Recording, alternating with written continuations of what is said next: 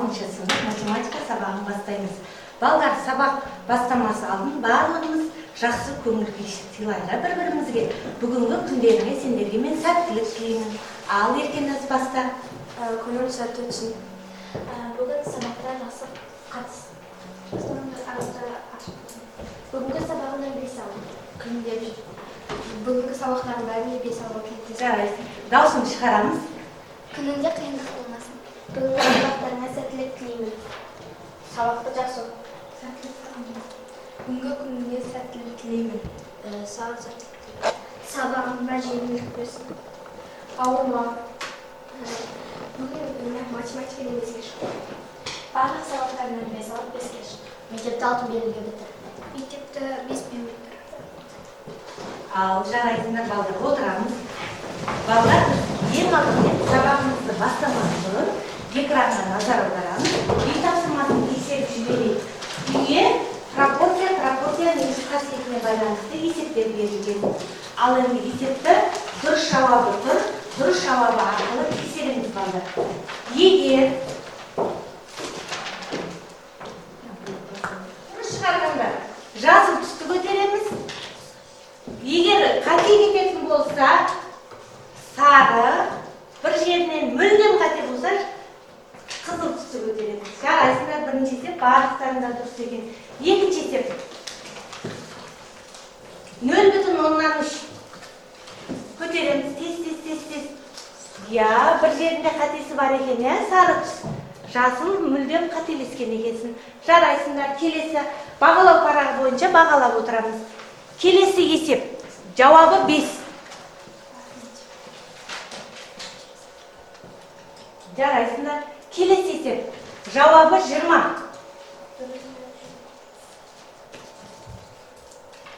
Келесі есеп. Жауабы 3. Үй тапсырмасы ғой, тез тексереміз. Келесі есеп. Жауабы 12. Жарайсыңдар балдар. Келесі есеп 15.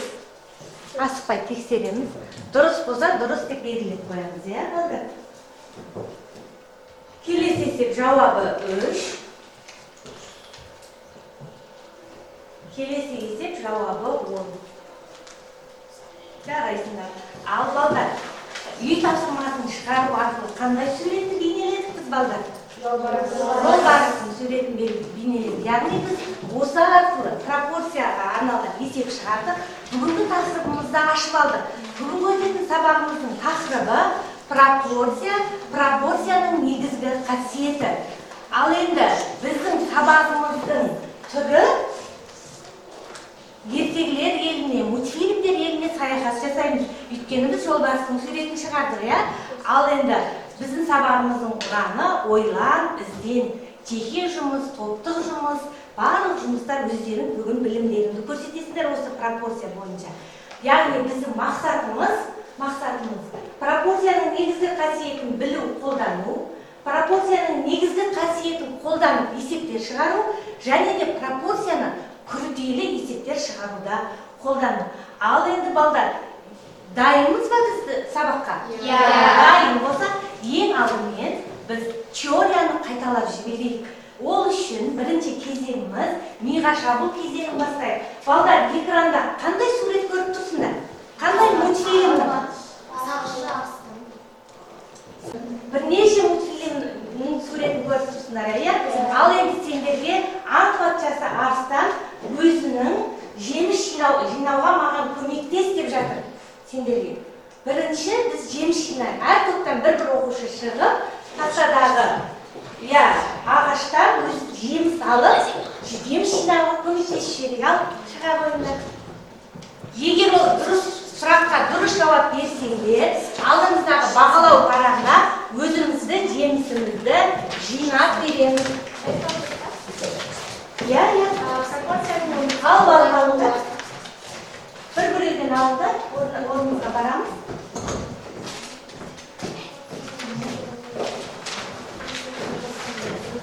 Ал баста. Пропорцияның өмірде қолданылуы. Мысалы, Страдивари өзінің ерекше скрипкасының сағатында пропорцияны қолданған. Өмірде қолданады дейді. Кез келген салада пропорция қолданады. қолданады балдар. Яғни скрипка жасауда да қолданады, архитектура саласында да қолданады. Пропорция бізге өмірімізде де тек қана мектепте есеп шығаруға емес, өмірде де қолданылады екен. Ал екінші сұрақ. Екі санның бөліндісі не деп атаймыз?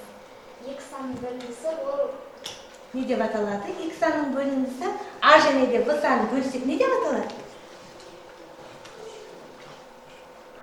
Екі санның бөліндісі не деп аталады? Бар ма жауап? Екі санның бөліндісі не деп аталады? Пропорция. Айтсаңдаршы. Қандай? Пропорция деп аталады. Жоқ, басқаша. Екі санның бөліндісі қатынас деп аталады. Отыра ғой. Ал алмаңды. Енді жинай алмай қалған жеріміз келеді. пропорция негізгі қасиетін айтып бер. Пропорция негізгі қасиеті ол шеткі мүшесінен шеткі мүшесі, ортаңғы мүшесінен ортаңғы мүшесінің көбейтіндісі тең болады. Дұрыс айтады. Шеткі мүшесімен шеткі мүшесі, ортаңғы мүшесімен ортаңғы мүшесі тең болады. Енді тағы да бір жемістен алайық. Ал келіңдер. Еркен аты сенге. Кел. Сымбат, сен тобыңнан біреу шықсын.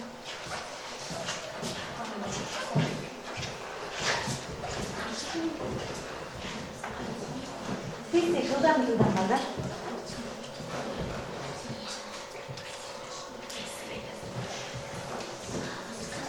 Ал баста.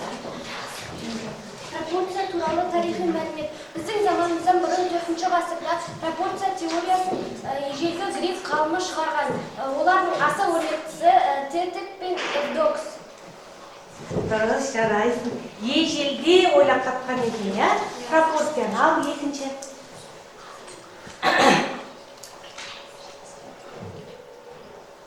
Інжі өзің оқисың, оңай ғой? Қатынастың екі мүшесін де нөлден өзге санға көбейтсек немесе бөлсек берілген қатынасқа қандай қатынас шығады? Қандай қатынас шығады? Пропорция. Пропорция екеуіне қандай болады? Тең қатынас шығады, иә? Отырамын. Ал. Пропорция дегеніміз не? Екі қатынастың тура теңдігі пропорция деп аталады. Дұрыс, жарайсыңдар. Ал енді жинаған жемісімізді ағашымызға жабыстырып, енді келесі кезеңімізге көшеміз. Біздің келесі кезеңімізді ашып берсеңіз, Микки Маус еліне қош келдіңіздер дейді. Микки Маус ертегісін көргенбіз бе, балдар? Иә, Микки Маус ертегісінде олар өзара жұптық жұмыс, ең үздік жұп деген сайыс өткізіп жатыр екен. Ең бірінші орындаған оқушыны жақсы бір сыйлықпен марапаттаймыз деп тұр. Ал енді келесі кезеңіміз қандай кезең екен, балдар? Жұптық жұмыс, иә? Жұптық жұмыс жасаймыз. Ал бастаймыз. Бәріміз қол шапалақтап бірдей бастайық. Ал бастаймыз.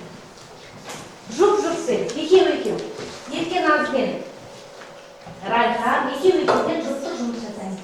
Пропорцияның негізгі қасиеттері деп жазамыз да, жұппен бірге жұмыс жасаймыз. Ал бастаймыз. Дұрыс болған оқушылар тексерсек болады.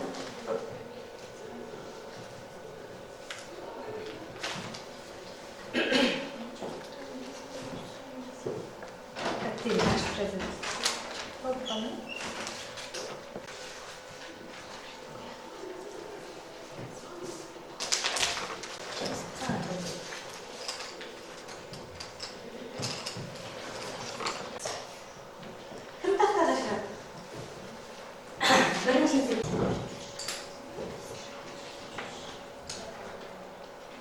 Бірінші шығару керек. Тақтаға бір оқушыдан шығарайық, қалай шығару жолын көрсетеміз.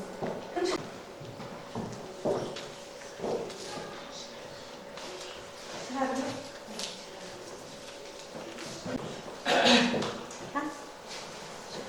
Сөйтсе шығарамыз.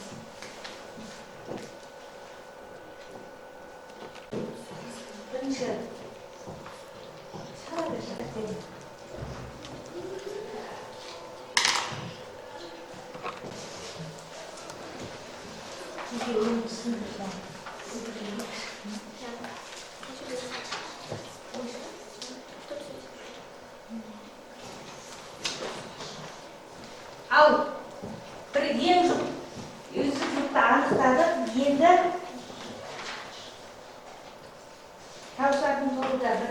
екінші есепті шығарып жатыр. Бірінші есепті болдыңдар ма? Я бірінші есепті болды. Ал енді бірінші есепке Кәусар шық. Екінші есепке Дана. Үшінші есеп ең соңында шығарамыз. Өйткені тақта бірінші, екінші есеп таңдап алады.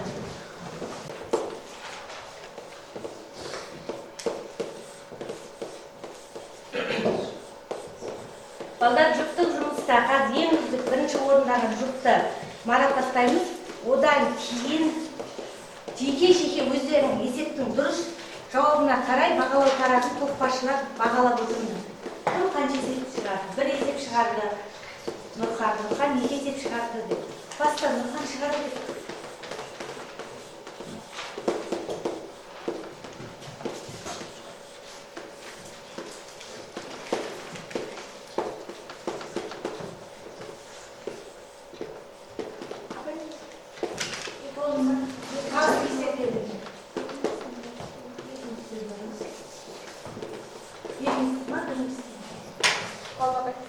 Ал енді түсіндіріп берші, балдарға қалай шыққан?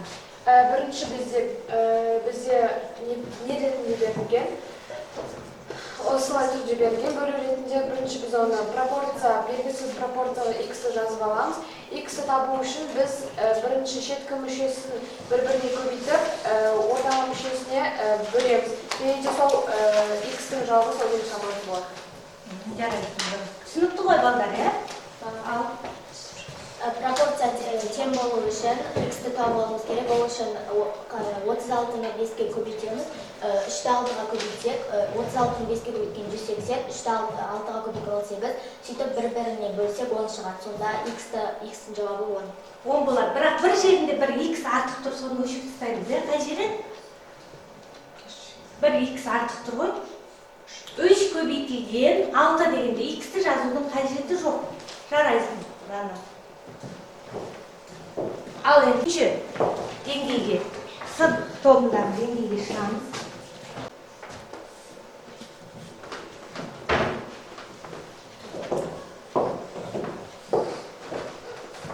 Тимаға ежелі жазыса.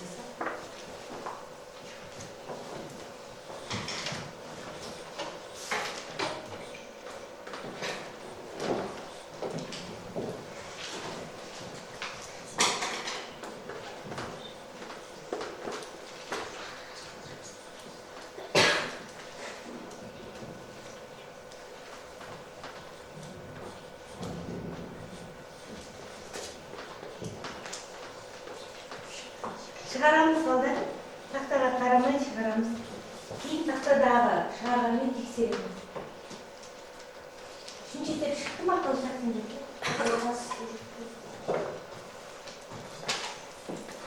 Шығарып қойдың ба? Үшінші есепті жазып. Бірінші біз бұл жерде алу бергендіктен өрнекті ықшамдар боламыз да. 108-ге 2x-ті көбейтіп, соның шыққан мәні 216 болады. 108-ге 0,5-ті көбейткен кезде 54 шығады. Және кәдімгі 4,5-ге 84-ті көбейтіп, кейін пропорцияға шығара береміз. Яғни мына жерде алу болғандықтан келесі жаққа қосып болып өтетін болсамыз, кейін шығатын мәні 432 шығады. Біз x-ің мәнін табу үшін бұл жерде көбейту болғандықтан x-ке 216-ға көбейту болғандықтан оны 432-ге 216-ны бөлеміз, сонда 2 шығады. Жауабы 2 шығады, жарайтын отырыңдар. Ал енді балдар, бірінші орында біз Әсемжанмен балаусаға берсек болады. Қол шапалақтап бәрін ал екінші бізде кім орындады? Кәусар орындады, е?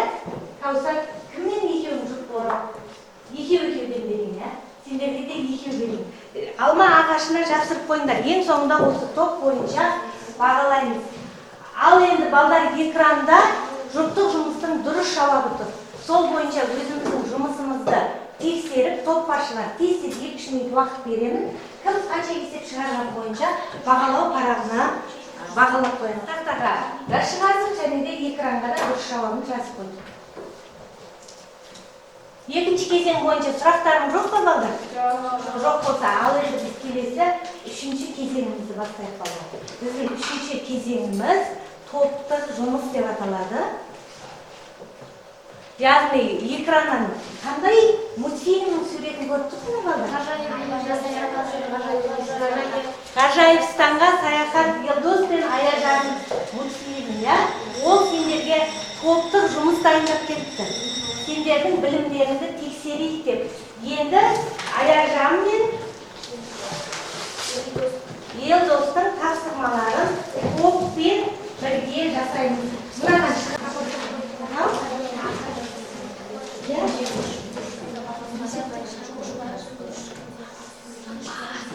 дискриптор бойынша орындаймыз.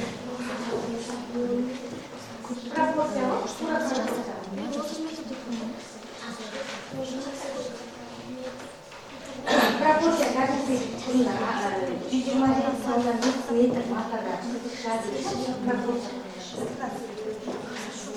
қосасын, бөлесін.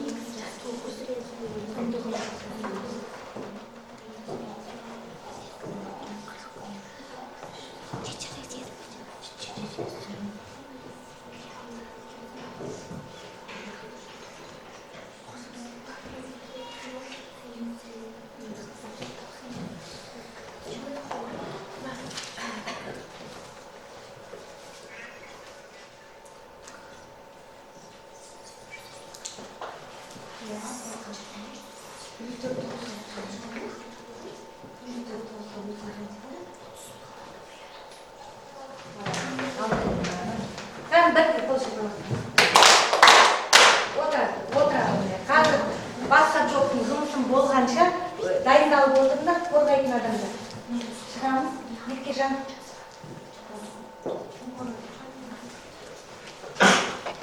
Әсемжанды басқа Еркежан қарсын ба? Қайсан.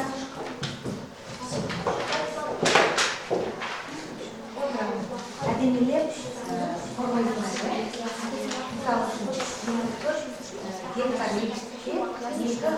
қатынасында, яғни екі деген қатынасының кішкентай мына 18-ге 24-ге дайындалып отырмыз.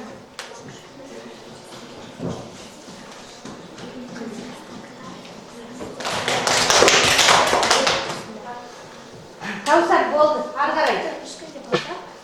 Аяқтайсыңдар, ал бірінші топ шығамыз.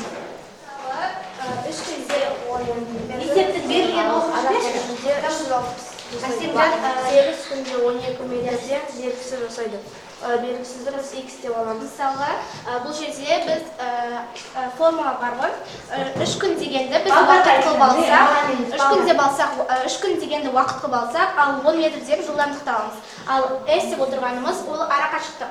Бізде бір формула бар, арақашықтықты табу үшін жылдамдықпен уақыт көбейтіледі деген. Біз сол формуланы қолдандық, яғни 3 пен 10-ды көбейттік, 30 шықты, 8 пен 12-ні көбейттік, 96 шықты. Сосын кәдімгідей пропорция құрдық. Пропорцияны құрған кезде бізде 1122 шықты. Яғни 8 күнде 12 метр. 1122 арақат болсында бір жерінде қате бар, білмейміз, отыра қойыңдар, келесі.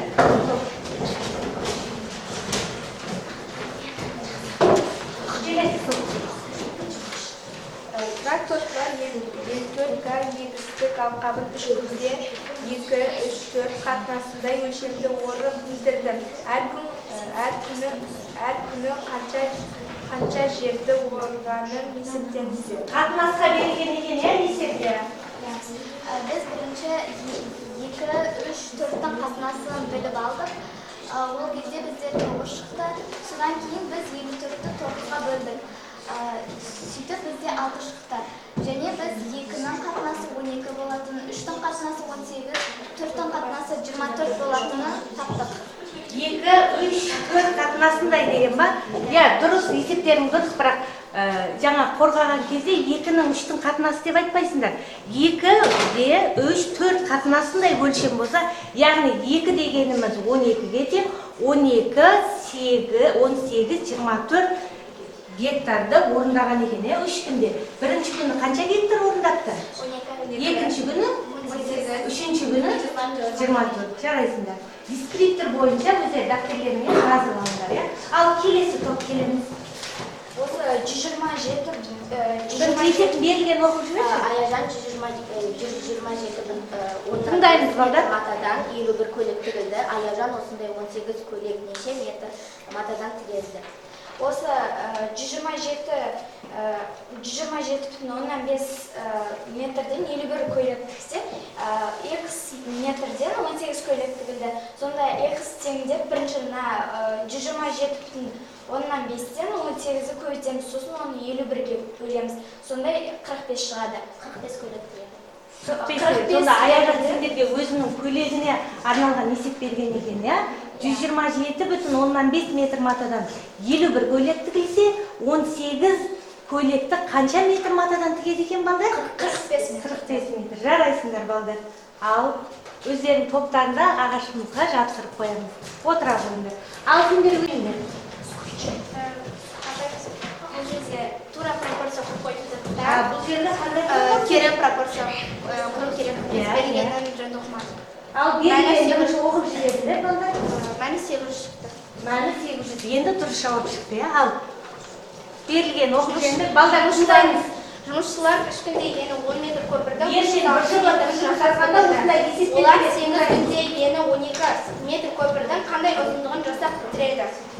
Иә, енді жауабы 800 шықты. шығару жолын айтып түсіндіріп жүрші балдар. Сәл күрделі есеп қараңдар балдар. Яғни тура пропорция қойған кезде өзіне көбейтетін едік қой. Иә. Ал біз кері пропорция қойған кезде кез келген санның біреуін алмастырамыз. Яғни 3 пен 12-ні көбейттік, оны x-те баламыз да 36x. Және 8 пен 360 пен 10-ны көбейтеміз, 3600 шығады. 8 пен 3600-ді көбейтіп, оны 36-ға бөлеміз, сонда 800 шығады. 8 күнде ені 12 метрдің 800 метрін жасап шығарады екен. Яғни тура емес, кері пропорционал. Неғұрлым бір шама бірнеше рет артса, екінші шама сонша рет кемейтін болады, иә? Ал жарайсыздар, барлығымызға топтық жұмысты жақсы орындаған үшін өздерінің бағалы парағына, жеміс ағаштарына бір алмадан жапсырып қойыңдар. Сендерге бердім, иә? Ал енді қалай отырады балдар? Барлығын шашатып ал, орныңыздан тұрайықшы. Бір рет тұрып, бір жаттығыңыздан қолдар. Сөйтіп отырып, келесі кезеңімізге көшеміз. Ал, 1, 2, 3. Абден есеп шығардық қой, иә? Қолымызға түрлі жаттығу жасайық. Қолымызды жоғары көтерейік. Жанымызға қайтадан жаттығу жасаймыз. Ал енді отырыңдар. Сәл болсын демалып қалсақ, бірнеше есеп шығардық. Енді біз жеке жұмыс жасаймыз балдар. Жеке жұмыс мына алдымызға тұрған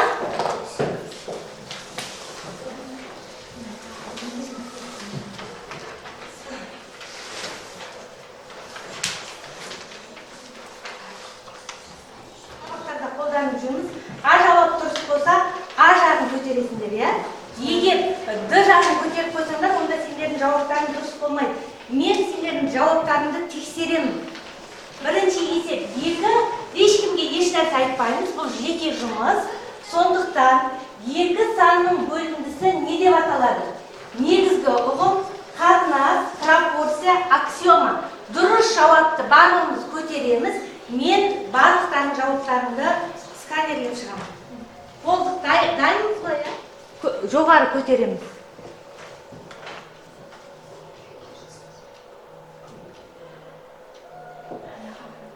Сен маған қараттың.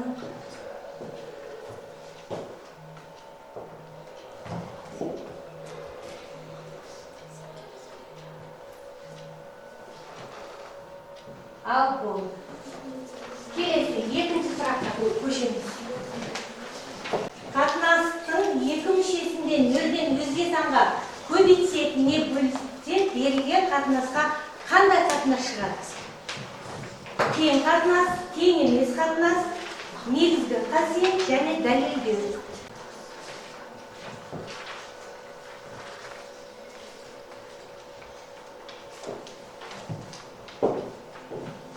Сәл жоғары көтерсеңдер, сканерге түспей қалса пожалуйста. Жарайсыңдар. Келесі есеп. Енді бұл есепті шығарамыз. Бір 2 минут уақыт берейін. Сенат ауызша есептеп қойдық. Ол 7 минут басқа оқушыларды күтейік.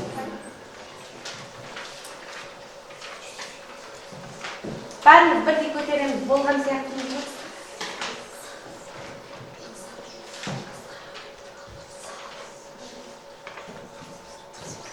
Нұрхан көтереміз, түспей қалады.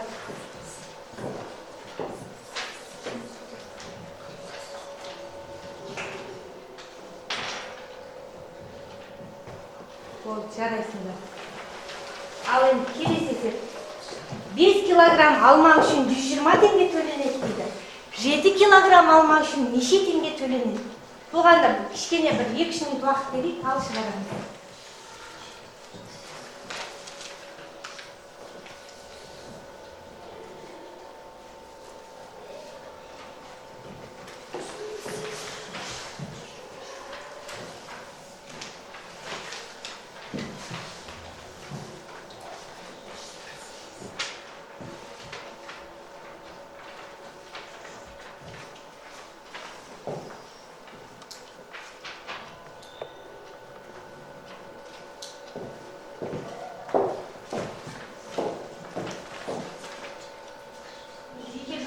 Аяқталды.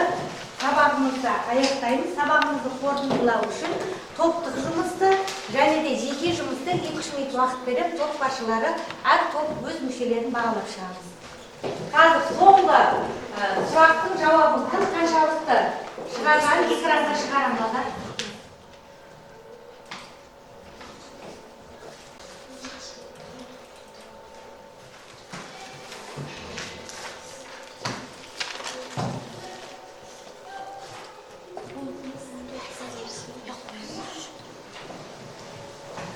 Мына жерде 21 деген номерлер тұр, сол жерде қараймыз, қараңдар. 100% сұраққа 11-ші номер, 12-ші номер, 13-ші номер, 15, 22, 23, 25, 4 және де ең соңғы 20 деген номерлер 100% жауап берді. Я, кім екен? Орнымыздан тұрайықшы. 100% жауап бергенде. Номер 11, 12, 13, 15, 22, 23, 4, 20. 21 екен ғой. 21 сен бір сұраққа қателесің. Жарайсыңдар. Осы сұрақтың барлығына 100% жауап берді. Қалған оқушылар 50-67%. Яғни балалар, пропорцияның негізгі қасиеті барлығымыз жақсы түсіндік, жарайсыңдар балалар, 50%-дан жоғары жауап беріп отырмыз. Ал енді әр топ мүшелеріне сөз берейік. Ең бірінші саған. Алма емес, жеке-жеке, бұны тақтаға жабыстырамыз. Барлығы атсалыса қатысты. Топпен жұмыс жасаған кезде де бірлесіп жұмыс жасадық. Барлығына жоғары балл қоямын. Жарайсың. Ал келесі екінші. Барлығына жақсы балл қоямын, өйткені олар бәрі атсалысып, жақсы есептер шығарып отырды. Жақсы деген балл қоясың, жарайсың. Мен де өз тобыма өте жақсы деген балл қоямын. Бәрі бірге бірлесіп, бәріміз бір есеп шығардық. Ал енді жарайсыңдар балдар, жеке жұмыс бағаланды. Енді осы бойынша мен сендерге күнделік кезекте жақсы, жарайсың бағаларымды қойып шығамын. Енді топтық жұмысты бағалайық. Ал тақтаны алып келіп білеміз. Қалғандарын ілдік. Енді топтық жұмысты бағалайық.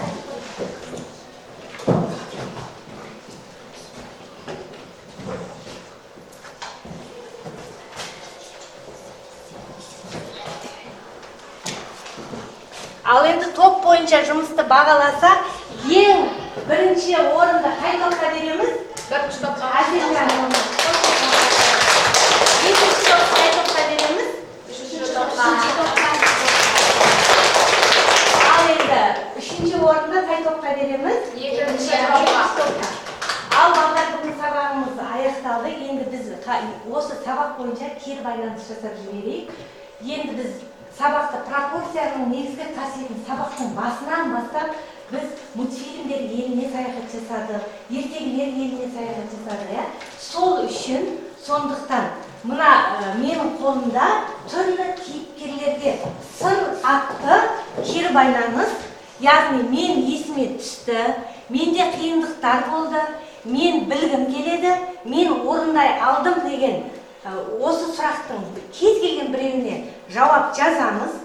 Міне түрлі кейіпкерлерге сөйтіп осы жерге жапсырамыз. Ал бастаймыз. Жауап осы сұрақтарға жауап жазамыз.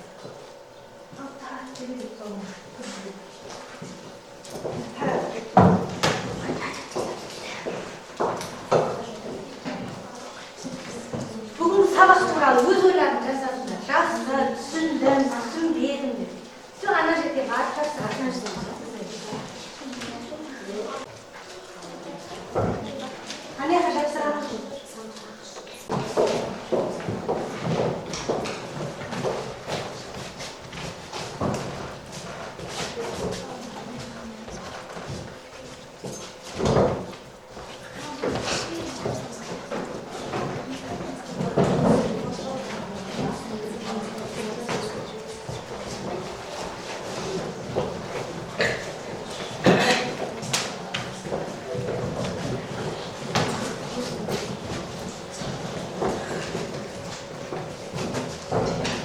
Өздеріне ұнаған кейіпкерлерді алып қояйық балдар, иә?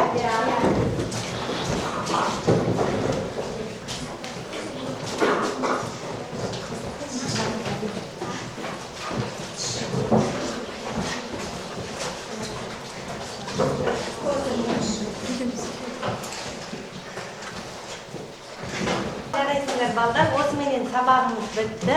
Бүгін көптеген есептер шығардық. Топтық жұмыс, жеке жұмыс, және де жұптық жұмыс жасадық, иә. Енді пропорция негізгі қасиетін кез келген сабақта ТЖБ жазған кезде қолдана аламыз, иә. Сұрақтарың бар ма бүгінгі сабақ бойынша? Сұрағыңыз жоқ болса, мен сендерді қазір топ басшыларын бағалау парағын маған береміз. Мен күнделік кезекке бағалаймын бағалау парақтарын. Топ басшыларымен толықтай 100% келісемін. Күнделік кезекке бағалаймын. Мен үйге тапсырма жазып аламын дәптерлеріме. Үйге тапсырма, кітаптағы оқулықтары, пропорцияның негізгі қасиеті тақырыбында 86-шы, 88-ші есептер. Балдар, бүгінгі сабақ үшін рахмет, сау болыңдар. Келесі сабаққа кездескенше.